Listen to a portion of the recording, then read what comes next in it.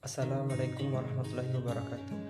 Perkenalkan, nama saya Adam Octaviano, salah satu mahasiswa program studi Ilmu Pemerintahan, Fakultas Ilmu Sosial dan Ilmu Politik. Di sini saya akan membahas materi yang telah diberikan oleh dosen, yaitu tentang pelayanan sektor publik. Pengertian pelayanan. Pelayanan adalah proses pemenuhan kebutuhan orang lain secara langsung. Sedangkan menurut Suparlan, pelayanan adalah sebuah usaha pemberian bantuan ataupun pertolongan kepada orang lain, baik dengan berupa materi atau juga non-materi, agar orang tersebut bisa mengatasi masalahnya itu sendiri. Fungsi pelayanan. Yang pertama, pelayanan sebagai jasa adalah fungsi pelayanan secara umum, yaitu memenuhi kebutuhan barang dan jasa kepada orang lain. Kedua, pelayanan sebagai seni, artinya sebagai seni memahami kemauan orang lain. Dalam hal ini adalah kebutuhan material dan non-material. Macam-macam pelayanan. Pertama, pelayanan sipil adalah pelayanan yang dilakukan untuk masyarakat sipil secara perseorangan, yaitu layanan jasa pembuatan KTP. Kedua, pelayanan publik adalah pelayanan secara keseluruhan masyarakat publik terhadap masalah yang ada guna untuk menyelesaikan masalah tersebut. Jenis-jenis pelayanan publik. Yang pertama, pelayanan pemerintahan, yaitu pelayanan masyarakat yang berkaitan dengan kewenangan pemerintahan.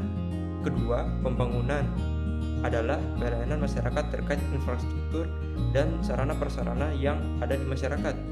Ketiga, utilitas atau kegunaan adalah pelayanan masyarakat yang ditinjau dari segi kegunaannya.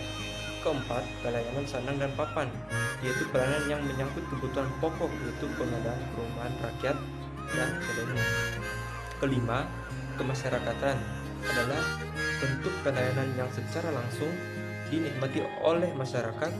Salah satunya adalah pelayanan kesehatan melalui posyandu. Keenam, pelayanan tak langsung adalah pelayanan yang tidak langsung dirasakan oleh masyarakat, tetapi memberi efek pelayanan yang jelas. Tujuan penyelenggara pelayanan oleh pemerintah adalah: pertama, menjamin keamanan negara oleh serangan apapun dari luar dan menjaga keutuhan dan kedaulatan NKRI. Kedua, mengantisipasi segala ancaman yang dapat mengancam keamanan dan ketertiban masyarakat. Ketiga, memelihara ketertiban dan mencegah gontok-gontokan di antara warga masyarakat. Keempat, menjamin diterapkannya perlakuan yang adil kepada masyarakat tanpa memandang apapun. Kelima, melakukan pekerjaan umum dan memberikan pelayanan di bidang-bidang tertentu. Keenam, melakukan upaya untuk meningkatkan kesejahteraan sosial. Ketujuh, menerapkan kebijakan ekonomi yang menguntungkan masyarakat luas. Kedelapan, menetapkan kebijakan untuk memelihara sumber daya alam dan lingkungan hidup. Pelayanan prima. Pelayanan prima adalah melakukan pelayanan yang sebaik mungkin kepada para pelanggan, sehingga pelanggan menjadi merasa puas. Prinsip pelayanan prima. Yang pertama, melayani pelanggan berdasarkan penampilan sopan dan serasi. Kedua, melayani pelanggan dengan berpikiran positif, sehat, dan logis. Ketiga, melayani pelanggan dengan sikap menghargai. Undang-Undang Nomor 25 Tahun 2009 tentang pelayanan publik, penyelenggara pelayanan publik berasaskan: 1. Kepentingan umum. Kedua, kepastian hukum. Ketiga, kesamaan hak. Keempat, keseimbangan hak dan kewajiban. Kelima, keprofesionalan. Keenam, partisipatif. Ketujuh, tidak diskriminatif. Prinsip pelayanan. Yang pertama, persamaan keuntungan. Kedua, kewenangan dalam mengambil keputusan. Ketiga, kontrol pengawasan. Keempat, sistem penghargaan. Kelima, fokus pada pengukuran. Standar pelayanan publik adalah suatu tolak ukur yang dipergunakan sebagai pedoman penyelenggaraan pelayanan dan acuan penilaian kualitas pelayanan sebagai komitmen atau janji dari penyelenggara pelayanan kepada masyarakat untuk memberikan pelayanan yang berkualitas. Urusan pemerintah wajib berkaitan dengan pelayanan dasar yang selanjutnya menjadi jenis SPM terdiri atas: pertama, pendidikan, kedua kesehatan, ketiga pekerjaan umum dan penataan ruang, keempat perumahan rakyat dan kawasan permukiman, kelima ketentraman, ketertiban umum dan perlindungan masyarakat, dan keenam sosial.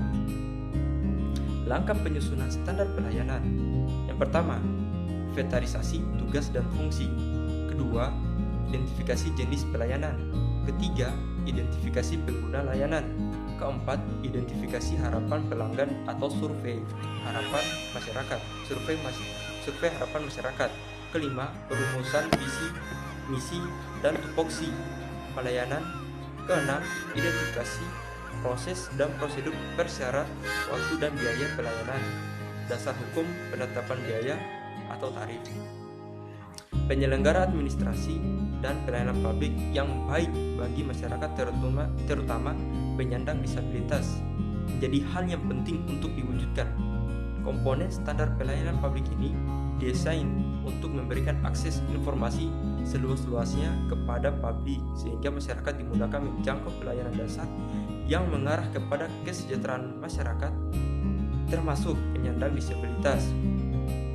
Penyandang disabilitas juga perlu mendapatkan hak yang sama dengan masyarakat non-disabilitas.